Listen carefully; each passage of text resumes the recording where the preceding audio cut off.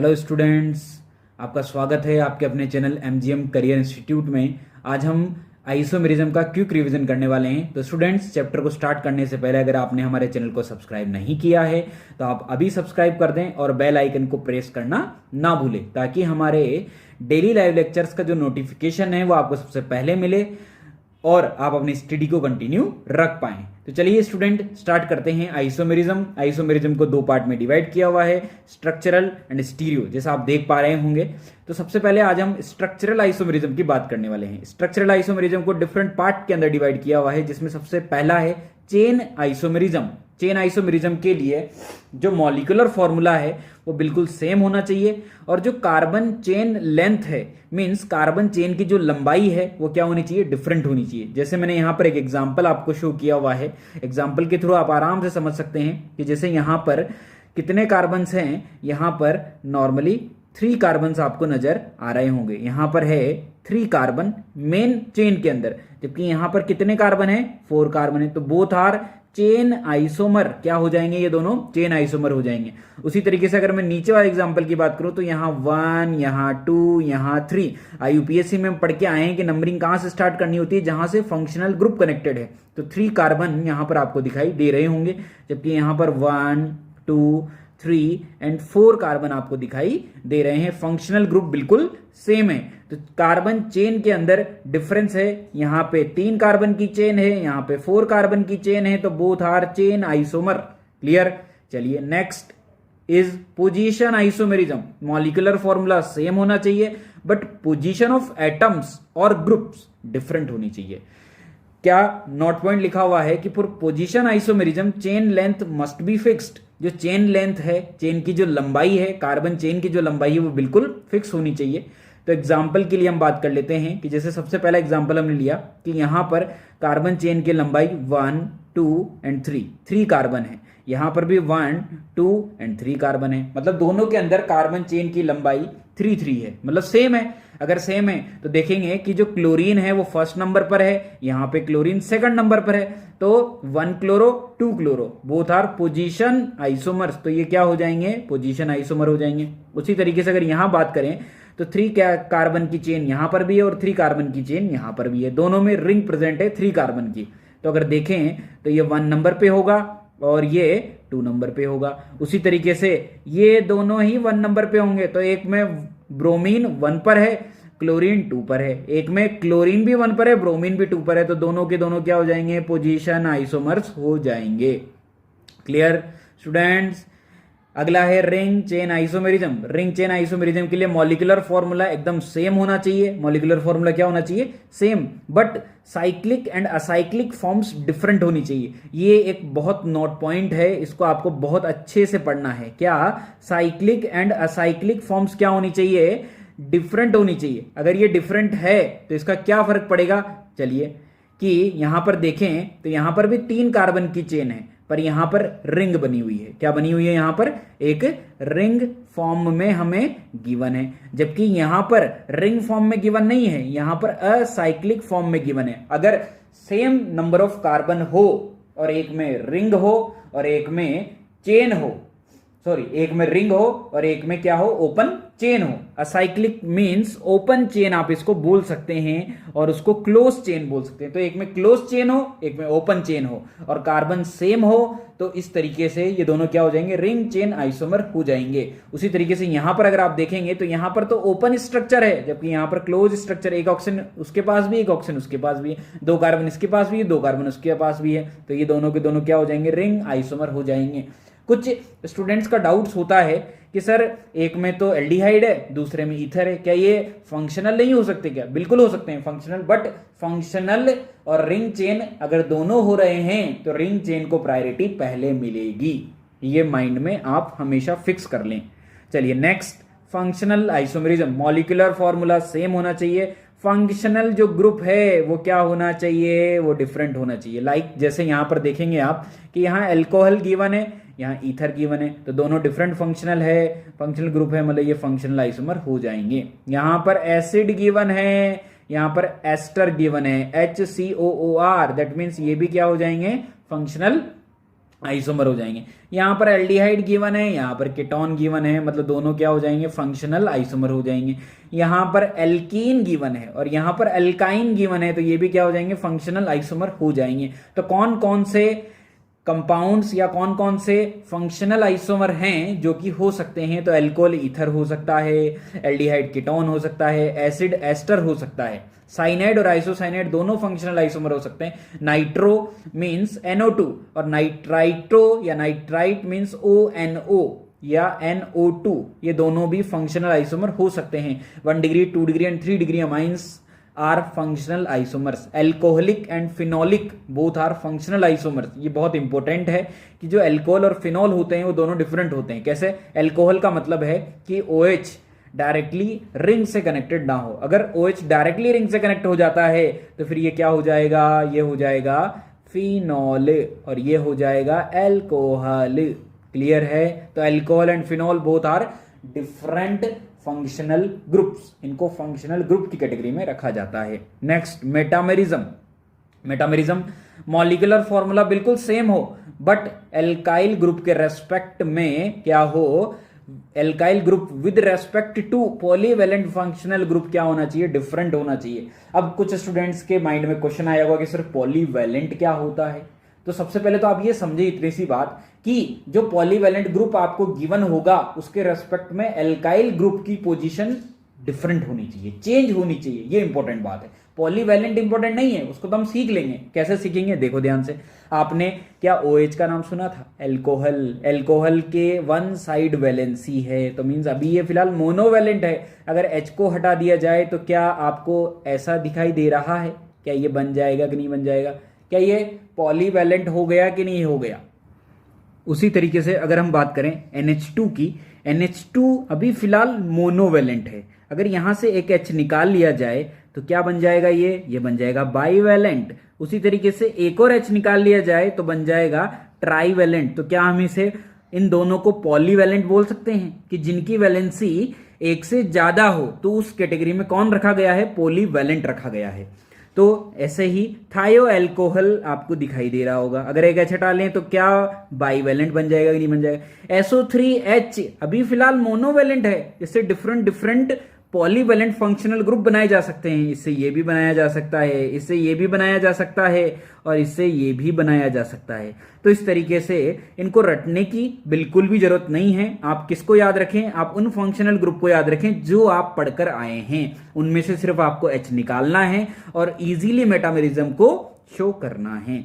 और कुछ डिफरेंट, जैसे कार्बोक्सिलिक एसिड से ये बनाया जा सकता है और कीटोन को तो आप अच्छी तरीके से जानते ही होंगे। तो चलिए एक एग्जांपल लेते हैं। क्या कि मुझे दिखाई दे रहा है एल्कोहल से जो बनाया गया है ईथर। तो क्या इस ऑक्सीजन के रेस्पेक्ट में मैं देखूं तो 1 साइड तो 3 कार्बन है और 1 साइड 1 कार्बन है। अगर मैं अगले एग्जांपल में देखूं तो क्या इधर 2 कार्बन है और इधर भी 2 कार्बन है। तो क्या समझ में आया आपको? इस ऑक्सीजन के रेस्पेक्ट में, किस ऑक्सीजन के रेस्पेक्ट में, इस ऑक्सीजन के रेस्पेक्ट में या इस बाईवेलेंट फंक्शनल ग्रुप के रेस्पेक्ट में एक तरफ 3 कार्बन है और एक तरफ 1 कार्बन है। मतलब एक तरफ 3 कार्बन, मतलब एल्काइल ग्रुप की पोजीशन चेंज हो गई है। मतलब यहां से एक एल्काइल ग्रुप उठकर कहां गया है, यहां पर चला गया है और क्या बन चुका है, ये बन चुका है। तो क्या एल्काइल ग्रुप की पोजीशन चेंज हुई कि ना हुई? किसके रेस्पेक्ट में? बाईवेलेंट फंक्शनल ग्रुप के रेस्पेक्ट में, पॉलीवेलेंट फंक्शनल ग्रुप के रेस्पेक्ट में। तो ये क्या हो जाएंगे, ये हो जाएंगे मेटामेरिज्म। क्लियर?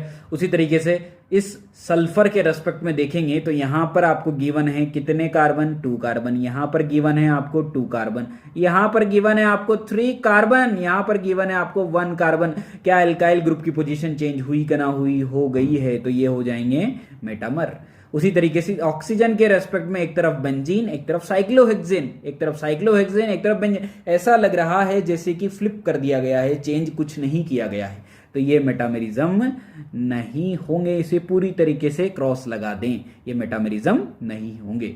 तो नोट पॉइंट हमने जितने भी पढ़े हैं उनमें सबसे ज्यादा प्रायोरिटी रखता है रिंग चेन आइसोमेरिज्म, उसके बाद रखता है फंक्शनल आइसोमेरिज्म, उसके बाद मेटामर, फिर चेन और फिर पोजीशन। तो फंक्शनल और रिंग चेन के अंदर आप हमेशा किसको प्रायोरिटी देंगे? रिंग चेन को प्रायोरिटी देंगे। क्लियर। तो ये हमारा खत्म होता है स्ट्रक्चरल आइसोमेरिज्म। अब हम बढ़ेंगे स्टीरियो आइसोमेरिज्म की तरफ। स्टीरियो आइसोमेरिज्म को दो पार्ट में डिवाइड किया हुआ है। किस किस के अंदर इसको डिवाइड किया हुआ है? GI and OI means geometrical isomerism और ऑप्टिकल आइसोमेरिज्म। तो वन बाय वन करके हम दोनों को पढ़ते हुए चलेंगे। चलिए सबसे पहले स्टार्ट करते हैं ज्योमेट्रिकल आइसोमेरिज्म। अगर ज्योमेट्रिकल आइसोमेरिज्म की बात करें तो सबसे पहले कंडीशन को जान लेते हैं कि क्या कंडीशन यहां पर होने वाली है। सबसे पहली कंडीशन रेस्ट्रिक्टेड रोटेशन होना चाहिए। रेस्ट्रिक्टेड का मतलब है कि अगर कार्बन सिंगल बॉन्ड कार्बन होता है तो उसे आप इजीली मूव करवा सकते हैं। कि जैसे अगर यहां पर आपको carbon single bond carbon given है तो आप इस कार्बन कार्बन को इस बॉन्ड के अराउंड कभी भी कहीं भी किसी भी एंगल पर रोटेट करवा सकते हैं। पर अगर इन्हीं को क्या कर दिया जाए? डबल बॉन्ड कर दिया जाए, ट्रिपल बॉन्ड कर दिया जाए, तो क्या ये रेस्ट्रिक्टेड हो जाएगा कि नहीं हो जाएगा? This is the restricted rotation. तो फिलहाल जो हम बात कर रहे हैं वो एल्कीन के केस में बात कर रहे हैं। किसके केस में? एल्कीन के केस में। जो एल्काइन होता है वो रेस्ट्रिक्टेड तो होता है पर वो ज्योमेट्रिकल आइसोमेरिज्म शो नहीं करता। तो आपकी सबसे बड़ी दिक्कत खत्म हो गई कि एल्काइन के बारे में हमें पढ़ना ही नहीं है। हमें किसके बारे में पढ़ना है? हमें ओनली एल्कीन के बारे में पढ़ना है। तो चलिए कंडीशन क्या है? Restricted rotation between two atoms. Second condition, each sp2 carbon. Each sp2 क्यों बोला गया है? क्योंकि ये भी sp2 है, ये भी sp2 है, दोनों sp2 कार्बन है। अगर each sp2 carbon individually have different atom और ग्रुप, ये दोनों जो sp2 कार्बन हैं इन दोनों के पास दो डिफरेंट ग्रुप या एटम होने चाहिए। कैसे? देखो ध्यान से। क्या ये वाला कार्बन sp2 है? क्या ये वाला कार्बन sp2 है? बीच में रेस्ट्रिक्टेड रोटेशन है कि नहीं? बिल्कुल है। क्या इससे दो डिफरेंट ग्रुप लगे हुए हैं? हाँ बिल्कुल लगे हुए हैं। डिफरेंट है। क्या है? डिफरेंट है। इधर भी दो ग्रुप लगे हुए हैं, दोनों क्या डिफरेंट है? बिल्कुल डिफरेंट है। तो क्या ये GI करेगा? क्या बिल्कुल करेगा। पर क्या इधर देखें sp2 है, sp2 है, रेस्ट्रिक्टेड है, पर क्या इधर सेम ग्रुप है और इधर की तरफ क्या है? डिफरेंट ग्रुप है। तो अगर एक तरफ भी सेम ग्रुप आ जाता है तो ये GI नहीं करेगा। तो क्या होना चाहिए? दोनों पे इंडिविजुअली डिफरेंट ग्रुप लगे होने चाहिए। क्लियर। चलिए नोमेनक्लेचर सिस्टम ऑफ GI। अब हमने ज्योमेट्रिकल जो पढ़ा है उसको कैसे रिप्रेजेंट करेंगे, उसकी नेमिंग कैसे की जाएगी, कैसे उसको नाम दिया जाएगा। तो इसको नाम देने के लिए हमने कुछ सिस्टम यूज किए हैं, जिसमें सबसे पहला सिस्टम है cis trans system. Cis trans का क्या मतलब है? अगर सेम ग्रुप क्या हो? Same group same side, same group same side तो कहा जाएगा सिस। मतलब कोई भी सेम ग्रुप सेम साइड आ जाता है सिस। सेम ग्रुप अगर डिफरेंट साइड आ जाता है तो है ट्रांस। क्या हो जाएगा? वो ट्रांस हो जाएगा। क्लियर है। चलिए देखो एग्जांपल लेते हैं। यहाँ पे क्या आपको रेस्ट्रिक्टेड रोटेशन दिखाई दे रहा है? दो डिफरेंट ग्रुप नजर आ रहे होंगे। तो यहाँ पर किसी को भी ले लेते हैं। यहाँ पर कौन लगा हुआ है? यहाँ पे लगा हुआ है मिथाइल। यहाँ पर कौन है? क्लोरीन। यहाँ पर कौन है? मिथाइल। क्या मिथाइल मिथाइल सेम साइड या डिफरेंट साइड? क्या क्लोरीन क्लोरीन सेम साइड या डिफरेंट साइड? मिथाइल को ले लीजिए चाहे तो क्लोरीन को ले लीजिए, दोनों डिफरेंट साइड पर हैं। दैट मीन्स क्या हो जाएगा? ट्रांस हो जाएगा। क्या हो जाएगा? Trans. Methyl methyl different side. अच्छा जरा यहां देखो, यहां मिथाइल यहां मिथाइल। क्या मिथाइल मिथाइल सेम साइड हैं? तो क्या हो जाएगा? सिस हो जाएगा। क्या हो जाएगा? सिस हो जाएगा। Next EZ system. EZ means एंटागन, जेड मीन्स जूसमन। क्या मतलब है? कैसे नाम दिया गया ईजेड? तो देखो ध्यान से कि अगर EZ का मतलब है अगर higher priority group same side पर आ जाते हैं तो इसे Z कहा जाएगा, और higher priority group different side आ जाते हैं तो इसे E कहा जाएगा। क्या? अगर higher priority group same side हो तो Z, higher priority group different side हो तो E। सिस ट्रांस में क्या था? अगर same group same side, same group different side, higher priority group same side, higher priority group different side तो E। Clear. अब ये प्रायोरिटी क्या है? आपके माइंड में क्वेश्चन होगा कि प्रायोरिटी क्या है। तो प्रायोरिटी जो होती है वो डिसाइड की जाती है बाय द CIP रूल्स। कौन? इंगोल्ड प्रेलोग के थ्रू इन्होंने क्या किया? प्रायोरिटी को डिसाइड किया। तो चलिए क्या होते हैं CIP रूल्स। सबसे पहला rule number 1, priority is directly proportional to atomic number. जिसका एटॉमिक नंबर ज्यादा होगा उसकी प्रायोरिटी ज्यादा होगी। कैसे? चलिए बात करते हैं। क्या आपको इस वाले कार्बन को देखना है? क्या इस वाले कार्बन से फ्लोरीन क्लोरीन नजर आ रहे हैं? किसकी एटॉमिक नंबर ज्यादा है? ऑब्वियसली क्लोरीन का। इधर देखिए ध्यान से, इस वाले कार्बन से किसका एटॉमिक नंबर ज्यादा है? आयोडीन का। क्या दो हायर प्रायोरिटी वाले सेम साइड है या डिफरेंट साइड है? सेम साइड है। अगर सेम साइड है तो जेड हो जाएगा। उसी तरीके से अगर इधर देखें इस वाले कार्बन से, तो एक पहला एटम है कार्बन, पहला एटम है क्लोरीन, तो किसका एटॉमिक नंबर ज्यादा होगा? क्लोरीन का। इधर देखें ऑक्सीजन, इस वाले कार्बन से, एक तरफ ऑक्सीजन एक तरफ ब्रोमीन, तो किसका एटॉमिक नंबर ज्यादा होगा? ब्रोमीन का। तो डिफरेंट साइड तो हो जाएगा ई। तो इस तरीके से हम प्रायोरिटी निकाल सकते हैं, किसके थ्रू? एटॉमिक नंबर के through. Second, if isotopes are present then consider atomic weight. अगर आइसोटॉप्स आ जाते हैं तो ऑब्वियसली एटॉमिक नंबर से तो काम चलेगा नहीं, हमें क्या लेना पड़ेगा? एटॉमिक वेट लेना पड़ेगा। जिसका एटॉमिक वेट ज्यादा होगा उसकी प्रायोरिटी ज्यादा होगी। If multiple bonds are present then consider dummy atoms. अगर मल्टीपल बॉन्ड आ जाते हैं, जैसे एक डबल बॉन्ड आपको गिवन है, अगर ये डबल बॉन्ड आ जाता है तो इसका हमें डमी एटम बनाना है। किस तरीके से बनाना है डमी एटम? देखो ध्यान से, कुछ नहीं, बहुत आसान है। CH और CH2 एज इट इज लिख दें। पहले क्या था? डबल बॉन्ड था, हमने अभी तक सिंगल बॉन्ड बनाया है। एक बॉन्ड अभी तक हमने टच नहीं किया है, एक बॉन्ड को स्किप किया हुआ है। कैसे बनाएंगे उस बॉन्ड को? देखो ध्यान से, उस बॉन्ड को बनाने का तरीका है कि जरा यहां देखो, इस कार्बन से कौन कनेक्टेड है? इस कार्बन से कार्बन कनेक्टेड है, तो इस कार्बन से एक कार्बन लगा दीजिए। अच्छा, इस कार्बन से कौन कनेक्टेड है? इस कार्बन से भी कार्बन कनेक्टेड है, तो इससे भी एक कार्बन लगा दीजिए। क्लियर? क्या दोनों से एक एक बॉन्ड बनाना बाकी था? तो दोनों से एक एक बॉन्ड बना दिया है, दोनों की वैलेंसी कंप्लीट है। उसी तरीके से यहां देखो ध्यान से, पहले क्या करो? वही कार्बन सिंगल बॉन्ड कार्बन बना दो। अच्छा बताओ, इस कार्बन से कौन कनेक्टेड है? कार्बन कनेक्टेड है। और कितने बॉन्ड के थ्रू कनेक्टेड है? 2 बॉन्ड के थ्रू कनेक्टेड है। तो एक कार्बन नीचे बना दो, एक कार्बन ऊपर बना दो। ये वाला किससे कनेक्टेड है? कार्बन से कनेक्टेड है, तो एक बॉन्ड कार्बन एक बॉन्ड नीचे। क्लियर? इसी तरीके से इस कार्बन को देखो ध्यान से, पहले मैंने लिखा कार्बन और ऑक्सीजन। अब मुझे बताइए ध्यान से कि इस वाले कार्बन से कौन कनेक्टेड है? ऑक्सीजन कनेक्टेड है। तो और कितने बॉन्ड से कनेक्टेड है? एक ही बॉन्ड से कनेक्टेड है, तो कार्बन से बना दो ऑक्सीजन। अच्छा, ये ऑक्सीजन किससे कनेक्टेड है? कार्बन से कनेक्टेड है, तो नीचे की तरफ क्या बना दो? कार्बन बना दो। तो इस तरीके से हम डमी एटम्स को बना सकते हैं। चलिए एग्जाम्पल की तरफ चलते हैं। एग्जाम्पल आपको दिख रहा होगा यहाँ पर रेस्ट्रिक्टेड रोटेशन गिवन है, जो ग्रुप्स लगे हुए हैं उनको ध्यान से देखें तो C डबल बॉन्ड O का हम डमी एटम बना सकते हैं। उसी तरीके से यहाँ पर C डबल बॉन्ड O का भी डमी एटम बना सकते हैं, दोनों का डमी एटम सेम होगा। बट यहाँ पर एक ऑक्सीजन जो है वो डिफरेंट है, तो कहने का मतलब ये ऑक्सीजन एक डिफरेंस क्रिएट करेगा, इस वजह से इसकी प्रायोरिटी क्या हो जाएगी? ज्यादा हो जाएगी। This is the higher priority group. उसी तरीके से अगर यहाँ देखें तो यहाँ फर्स्ट एटम कार्बन है, यहाँ फर्स्ट एटम नाइट्रोजन है, तो बताओ किसकी प्रायोरिटी ज्यादा है? ऑब्वियसली नाइट्रोजन की प्रायोरिटी ज्यादा है। हमें डमी एटम पर जाने की जरूरत ही नहीं है। साइनाइड के अंदर हमें डिफरेंस कहीं मिल गया? फर्स्ट नंबर पे ही डिफरेंस नजर आ चुका है। हायर प्रायोरिटी ग्रुप कहां पर है? सेम साइड पर है, तो क्या हो जाएगा? ये हो जाएगा जेड। चलिए rule number 4, when directly attached atom is same then observe next bonded atom. अगर जो डायरेक्टली अटैच्ड एटम है वो सेम है तो फिर हमें किसको देखना है? नेक्स्ट बॉन्डेड एटम को देखना है। जैसे यहां देखो ध्यान से कि यहां पर कार्बन है, यहां पर भी कार्बन है, दोनों फर्स्ट एटम क्या है?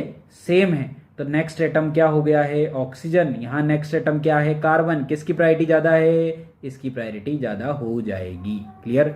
उसी तरीके से यहां पर देखो ध्यान से, यहां फर्स्ट एटम कौन है? कार्बन। यहां भी कौन है? कार्बन। सेम है तो आगे बढ़ो। यहां पर कौन है? कार्बन। यहां कौन है? फ्लोरीन। डिफरेंस आ गया कि नहीं आ गया? तो फिर किसकी प्रायोरिटी ज्यादा हो जाएगी? इसकी प्रायोरिटी ज्यादा हो जाएगी। अगर दो हायर प्रायोरिटी वाले डिफरेंट साइड तो क्या हो जाएगा? ई हो जाएगा। क्लियर?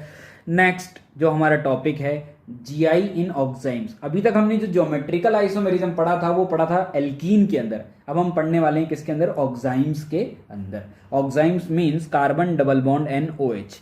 अगर कार्बन डबल बॉन्ड N के अबाउट रेस्ट्रिक्टेड रोटेशन को कैलकुलेट किया जाए, देखा जाए, तो देखेंगे ध्यान से कि अगर H and OH same side पर हो, क्या हो? सेम साइड पर, तो इसको कहा जाएगा सिन। क्या कहा जाएगा? सिन। जो ऑक्साइम्स होते हैं उनके अंदर नॉमेनक्लेचर सिन और एंटी के थ्रू दिया जाता है। सिन कब होगा? जब H एंड OH कहां पर हो? सेम साइड अगर हैं, सेम साइड हैं तो क्या हो जाएगा? सिन। एंड H एंड OH कहां पर हो? डिफरेंट साइड हो तो क्या हो जाएगा, एंटी हो जाएगा। क्या हो जाएगा, एंटी। तो H and OH different side तो क्या हो जाएगा, एंटी हो जाएगा। क्लियर है कहानी, समझ में आया। तो सिन और एंटी कब होगा, जब HOH सेम साइड हो, HOH डिफरेंट साइड हो। नेक्स्ट जो टॉपिक है वो है GI in azo compounds. Means azo compounds के अंदर हम ज्योमेट्रिकल आइसोमेरिज्म की बात करने वाले हैं। एजो कंपाउंड से मीन है N डबल बॉन्ड N के बीच में क्या है, रेस्ट्रिक्टेड रोटेशन है, दो नाइट्रोजन के बीच में रेस्ट्रिक्टेड रोटेशन है। तो चलिए बात करते हैं। फर्स्ट जो आपको एग्जाम्पल दिख रहा होगा उसके अंदर आप ध्यान से देखें, N से एक तरफ है PH, एक तरफ है लोन पेयर, एक तरफ है PH, एक तरफ है लोन पेयर। क्या सेम ग्रुप सेम साइड, तो क्या नाम हो जाएगा इसका, इसका नाम हो जाएगा सिन। क्या हो जाएगा, सिन इसे कहा जाएगा। क्या कहा जाएगा इसको, सिन।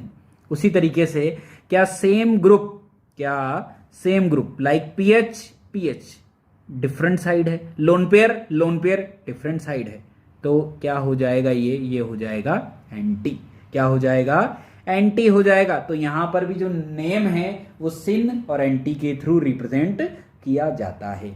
चलिए और आगे बढ़ते हैं। GI इन साइक्लो एल्केन्स। अगर GI इन साइक्लो एल्केन्स की बात करेंगे तो इसकी भी कुछ कंडीशंस है। साइक्लो एल्केन को आप समझते हैं रिंग, साइक्लो प्रोपेन हो सकता है, ब्यूटेन हो सकता है, पेंटेन हो सकता है, हेक्सेन हो सकता है। तो चलिए कंडीशन है पहला restricted rotation. Restricted rotation cycloalkane के लिए टेंशन लेने वाली कोई बात है नहीं, क्योंकि रिंग ऑलरेडी रेस्ट्रिक्टेड रहती है। उसी तरीके से सेकंड कंडीशन है at least 2 carbon are sp3 hybridised. ये बहुत इंपॉर्टेंट कंडीशन है। क्या, कम से कम 2 कार्बन sp3 होने चाहिए और उन पर 2 डिफरेंट ग्रुप लगे होने चाहिए। चलिए एग्जाम्पल के थ्रू समझते हैं और आसानी से क्लियर करते हैं। कैसे, देखो ध्यान से। आपको एक एग्जाम्पल दिख रहा होगा, इसमें यहां पर भी आपको क्या नजर आ रहा होगा, यहां पर आपको नजर आ रहा होगा क्या, एक sp3 कार्बन, और यहां पर भी क्या नजर आ रहा होगा, एक sp3 कार्बन। क्या इस sp3 कार्बन पर 2 ग्रुप लगे हुए हैं, एक तो लगा हुआ है मिथाइल, एक तरफ लगा हुआ है हाइड्रोजन। उसी तरीके से एक दूसरे कार्बन पर भी लगा हुआ है मिथाइल, एक तरफ लगा हुआ है हाइड्रोजन। कंडीशन है एटलीस्ट 2 होनी चाहिए, कम से कम 2 होनी चाहिए। ज्यादा भी हो तब भी अच्छी बात है, और ना हो तो कोई दिक्कत नहीं है, कम से कम 2 तो होने ही चाहिए। एक अगर हुआ तो काम नहीं चलने वाला है, कम से कम क्या होनी चाहिए, 2 तो होने ही चाहिए। तो चलिए बात करते हैं कैसे, कि अगर हम इस एग्जाम्पल को लेते हैं तो देखो ध्यान से, इस एग्जाम्पल के थ्रू क्या कहानी क्लियर होगी कि हम अगर यहां पर क्या कर देते हैं, हम कर देते हैं कुछ इस तरीके से कि जो मिथाइल है इसको सेम साइड कर दिया जाए। मिथाइल को सेम साइड किस तरीके से करेंगे, देखो ध्यान से, ये रहा मिथाइल, मीन्स वेज पे मिथाइल है, और यहां पर भी वेज पर कौन है, मिथाइल है, और डैश पर कौन है, डैश पर कौन है भाई, डैश पर है हाइड्रोजन। कौन है, हाइड्रोजन। यहां पर भी डैश पे कौन है, हाइड्रोजन। उसी तरीके से अगर हम यहां पर बात करें तो यहां पर देखेंगे आप ध्यान से कि एक और एग्जाम्पल इसी का फॉर्म में नीचे बना रहा हूं। एक बार वेज पर कौन है, मिथाइल, और इस बार मिथाइल की जगह वेज पर कौन आ चुका है, वेज पर आ चुका है हाइड्रोजन। तो फिर डैश पर कौन है, डैश पर यहां तो है हाइड्रोजन, पर यहां पर जो डैश है वो कौन है, मिथाइल। तो क्या समझ में आया कि अगर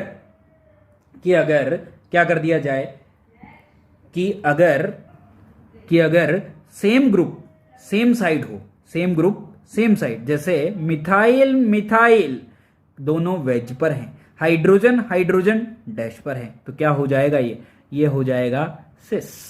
उसी तरीके से यहां पर मिथाइल वेज पर है और यहां मिथाइल डैश पर है, means same group different side, तो क्या हो जाएगा, ये हो जाएगा ट्रांस। अगर सेम ग्रुप सेम साइड तो सिस, सेम ग्रुप डिफरेंट साइड तो ट्रांस। तो साइक्लो एल्केन एक बहुत इंपॉर्टेंट टॉपिक है, तो आप इसे बहुत ध्यान से पढ़ें। कंडीशन क्या है, रेस्ट्रिक्टेड रोटेशन देखने की जरूरत पड़ेगी नहीं, कम से कम 2 कार्बन sp3 होने चाहिए और 2 डिफरेंट ग्रुप लगे होने चाहिए उन दोनों कार्बन पर। किन दोनों कार्बन पर, इन दोनों कार्बन पर, एक कार्बन ये वाला और एक कार्बन ये वाला, इन दोनों पे क्या होने चाहिए, डिफरेंट ग्रुप लगे होने चाहिए। इसके अलावा अगर हम बात करें क्या, कि अगर हम ऐसा ले लेते हैं एग्जाम्पल, कैसा ले लेते हैं, ऐसा कि यहां पर भी मिथाइल है और यहां पर भी मिथाइल है, तो ये भी जीआई करेगा। क्यों करेगा? क्योंकि दो डिफरेंट ग्रुप हैं। ये देखो ध्यान से, इस कार्बन पे भी दो डिफरेंट हाइड्रोजन मिथाइल, इस कार्बन पे भी दो डिफरेंट हाइड्रोजन मिथाइल, और दोनों sp3 हैं। अगर इसके अलावा हम एग्जाम्पल कुछ ऐसा ले लेते हैं, कैसा ले लेते हैं हम एग्जाम्पल ले लेते हैं कुछ ऐसा, ये 3 मेंबर की एक रिंग है, यहां पर भी क्लोरीन, यहां पर भी क्लोरीन, तो ये भी जीआई करेगी। क्यों करेगी?